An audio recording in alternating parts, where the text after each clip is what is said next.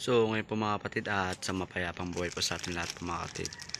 Yan, ito po ang ating mga gamit po mga kapatid na Traspico Romarin po mga kapatid. Na sinasabi po na magaling po sa bala ng baril po mga kapatid. At lalo po sa mga patalim po mga kapatid. Yan. Ito yung mga kapatid at hindi ko po nakakaragad ng mga diesel na rin po mga kapatid. May pagkakanti ko na rin po yung mga kapatid. At ito po yung mga kandila ko rin po mga kapatid. Yan.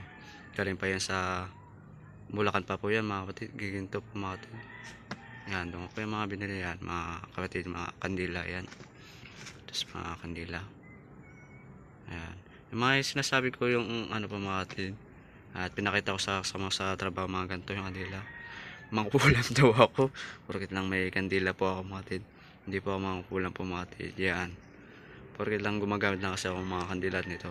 Mas maganda kasi magiging lapitin ng mga espiritu po mga kapatid. Para sa man tayo, tulungan po. Sa ating mga wishing po mga kapatid. Yan.